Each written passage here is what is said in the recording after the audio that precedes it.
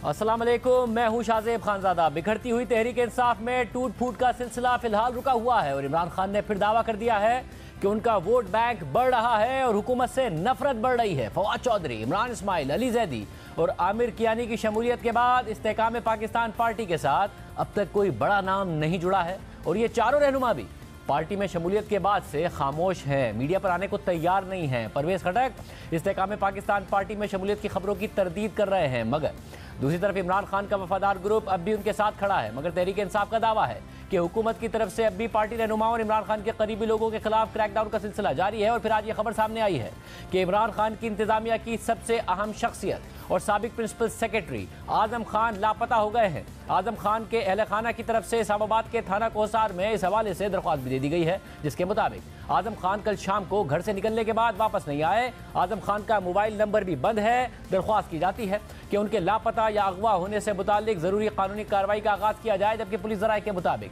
मामले की तफ्तीश की जा रही है, जिसके बाद मुकदमे का फैसला होगा। आजम खान के लापता होने पर इमरान खान ने ट्वीट करते हुए कहा है कि आजम खान जो मेरे प्रिंसिपल सेक्रेटरी हुआ करते थे, कल शाम से लापता है। हर वो शख्स जिसके बारे में यह तासुर है कि वो मुझसे करीब था, उसको हदफ बनाया जा रहा है।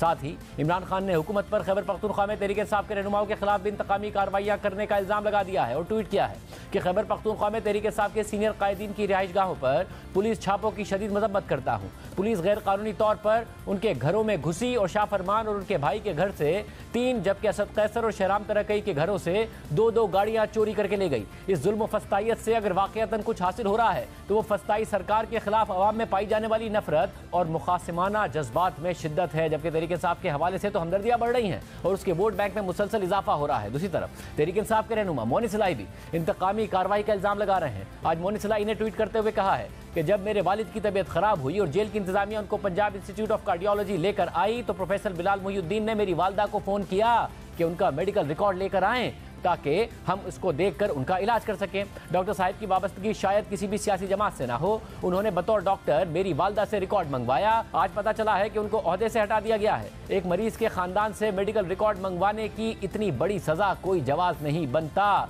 जबकि इमरान खान का दावा है कि परवेज इलाही पर तहरीक इंसाफ छोड़ने के लिए दबाव डाला जा रहा है। हमारे साथ वजीर दाखिला राना सनाउल्लाह साहब मौजूद हैं। राना साहब, बहुत शुक्रिया मुझे ज्वाइन करने के लिए। राना साहब, एक के बाद एक वाकया, एक के बाद एक इल्ज़ाम, और अब आजम खान जो कि वजीर आजम इमरान खान के प्रिंसिपल सेक्रेटरी हुआ करते थे, वो इस्लामाबाद से लापता हो गए हैं। आपकी जुरिसडिक्शन में आता है इस्लामाबाद, कहाँ गए वो?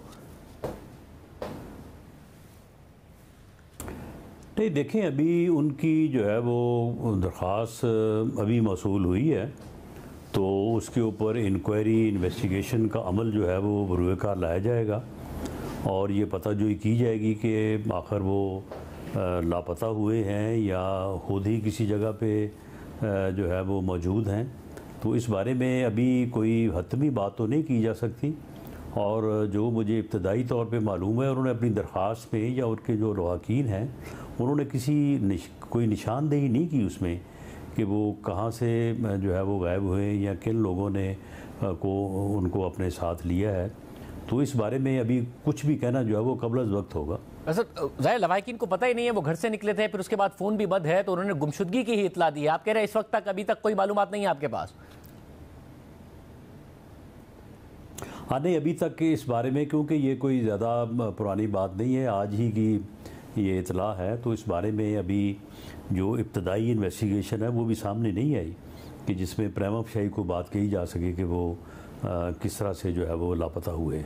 अच्छा, मगर दूसरी तरफ ज़ाहिर अब खैबर पख्तूनख्वा में है तो केयर टेकर हुकूमत, मगर जो कुछ हो रहा है तहरीक इंसाफ के साथ वो कहते हैं सब मिल के हो रहा है। तो वो जो गाड़ियां हैं पुलिस जाए और वो गाड़ियां उनकी ले जाए, शाह फरमान की हों, शहराम तरक्की साहब की हो, ये अगर वो नहीं मिल रहे हैं तो फिर गाड़ियों तक नौबत आ गई है, घरों में जाकर ये सब कुछ हो रहा है। देखिए, वहाँ पे केयर टेकर गवर्नमेंट है, और मैंने जो केयर टेकर गवर्नमेंट के चीफ सेक्रेटरी साहब हैं, मैंने उनसे मालूम किया है जब ये खबर मीडिया पे आई है, तो उन्होंने कहा कि ये गवर्नमेंट की गाड़ियाँ थी। इन्हें मुतअद्दिद बार ये कहा गया कि जो बतौर मिनिस्टर्स जो इन्होंने गवर्नमेंट की तरफ से 2-2, 3-3 गाड़ियाँ जो है वो रखी हुई थी, जो कि इनके इस्तेहकाक से भी ज़्यादा थी, तो इनको कहा गया कि आप इनको वापस कर दें, लेकिन इन्होंने उसके ऊपर कोई जो है वो कान नहीं धरा, ना वापस की, ना ही कोई रिस्पॉन्ड किया। तो उसके बाद वो हुकूमत की गाड़ियाँ हैं जो कब्ज़े में ली गई हैं। सारी 3-3 गाड़ियां हुकूमत की एक एक शख्स के पास थी जो साबिक वजीर था, 3-3 गाड़ियां कैसे हो सकती हैं राजा साहब? जी जी जी, ऐसे नहीं होनी तो नहीं चाहिए, लेकिन ऐसा ही था। अगर इनके पास इनकी वो जो समझते हैं कि इनकी ज़ाती गाड़ियाँ थी, तो उसका कोई रिकॉर्ड अगर इनके पास है तो वो पेश करें।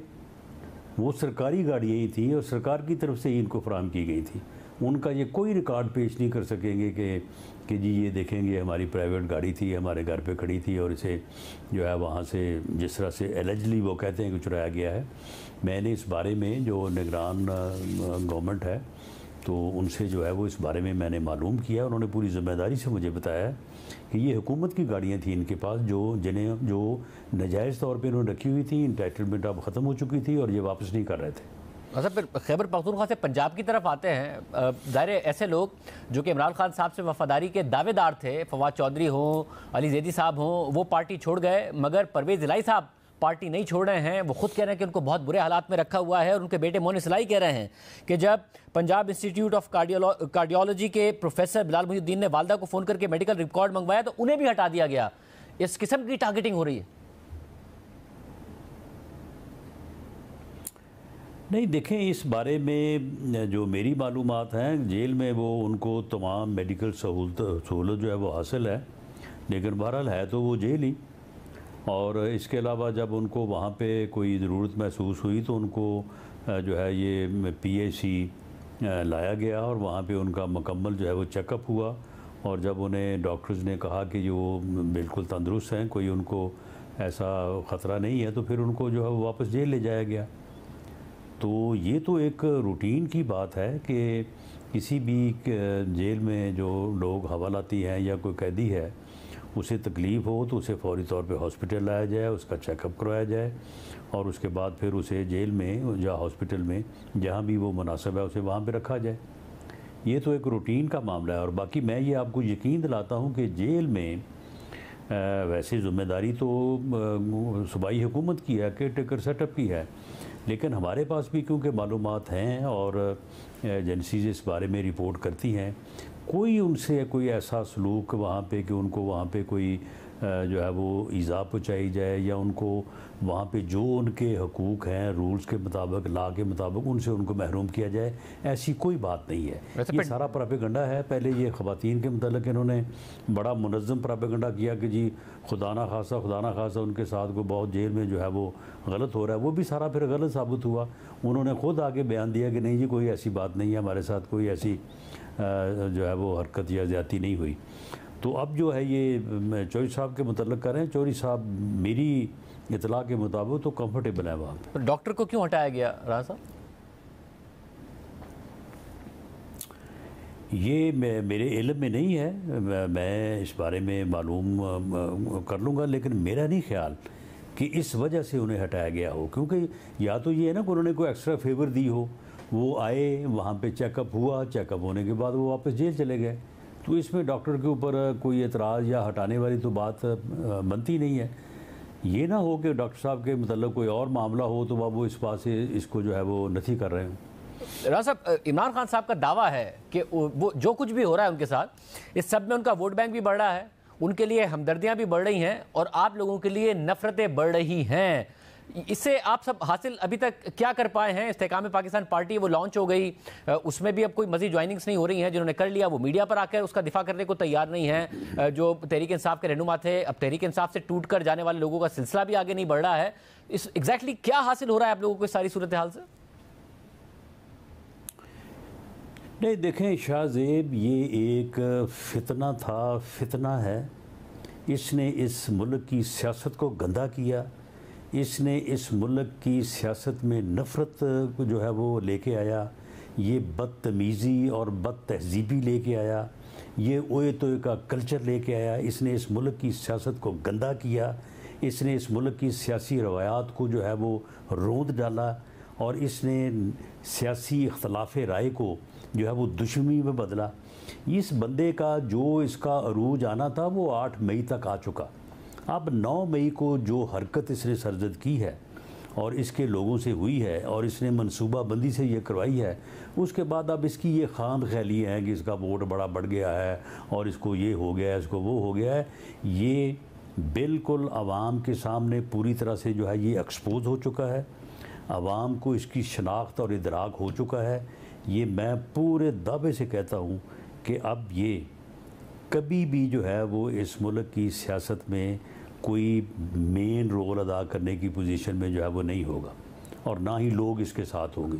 अभी तक तो जमात उनके साथ ही है, कुछ सीनियर रहनुमा जरूर छोड़ गए, मगर पार्टी के कुछ लोग रूपोश हैं, कुछ गिरफ्तार हैं, मगर साथ खड़े हैं। ये आपको कैसे लग रहा है? आप लोग भी जाहिर है अपनी जमात के साथ खड़े रहे, आप लोगों को बहुत लंबा लंबा अरसा जेल में रखा गया, मगर ऐसा नहीं कि इमरान खान साहब को 9 मई होते ही सब एकदम छोड़ के चले गए हैं, ऐसा नहीं हुआ है अभी तक? नहीं, उसमें 9 मई से पहले जो इसने नफ़रत की सियासत को फ़रोग़ दिया, जिस तरह से इसने कौम के नौजवानों के जो है वो ज़हनों में नफ़रत और बरूद भरा इसने, और जिस तरह से जो है वो उनको 9 मई की जो है वो पोजीशन में ये लेके आया, ये सारी चीज़ें जो हर ज़ई शोर आदमी को मालूम है। हर ज़ई शोर आदमी ये समझता है कि ये बंदा जो है ये तो इस मुल्क में अफरा तफरी और अनारकी चाहता है। ये तो इस मुल्क की सियासत में ऐसा नासूर है जो जिसका जो है वो मासवा तबाही लाने के इस मुल्क की सियासत में, और इसका कोई काम ही नहीं है। इसके 3.5 पौने 4 साल की हुकूमत देख लें, इसकी उससे पहले अपोजिशन देख लें, इसकी आज जो 1 साल की अपोजिशन है वो देख लें।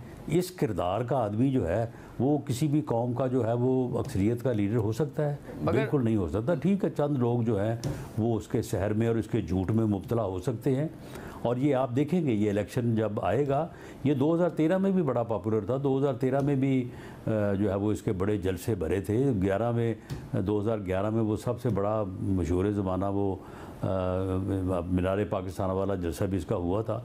तो फिर क्या इसकी इलेक्टोरल स्ट्रेंथ जो है वो सामने आई थी 2013 में।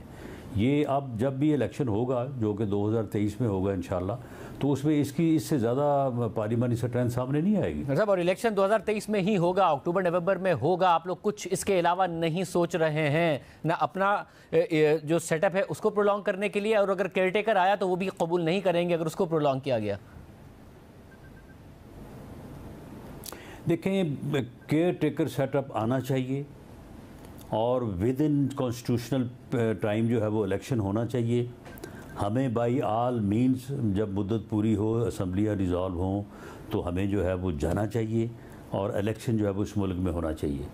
और इस मकसद के लिए बाकायदा बजट में पैसे रखे गए हैं, बाकी उसकी कैबिनेट ने अप्रूवल दी है। आप देखें, कोई छोटी सी बात होती है तो उस बात को लेके जो है वो एक बयानिया इस्टेब्लिश करने की जो है वो कोशिश की जाती है। हम कभी भी इलेक्शन से ना भागे हैं ना भागेंगे। इलेक्शन बिल्कुल हम समझते हैं कि वक्त पे होना चाहिए, लेकिन हाँ ये बात ज़रूर थी कि 2 सूबों में इलेक्शन पहले हो जाए, 3 में बाद में हो, ये जो है ये कॉम्प्लिकेशंस लेके आता और उसकी वजह से जो है वो मुल्की सियासत जो है उसके ऊपर एडवर्स जो है वो असरात होते। उसकी हमने ज़रूर मुखालफत की है और हम समझते हैं कि वो जायज़ मुखालफत थी, वो सही मुखालफत थी। उसको जो है वो इस तरह से नहीं होना चाहिए था। इलेक्शन एक दिन होने चाहिए पूरे मुल्क में और केयर टेकर सेटअप होना चाहिए, जो कि इंशाल्लाह ये अगस्त में जैसे ही असम्बलियाँ अपनी मुद्दत पूरी करेंगी तो उसके बाद वो इलेक्शन जो है विद इन 60 डेज़ जो है वो होना है। वही अक्टूबर या नवंबर का फर्स्ट वीक बनता है। बहुत शुक्रिया रसनल्लाह साहब की गुफ्तगू आपने सुनी। रूसी तेल पाकिस्तान आना शुरू हो गया है, कितना फ़ायदा होगा गवर्नमेंट को, कितना फ़ायदा होगा आवाम को?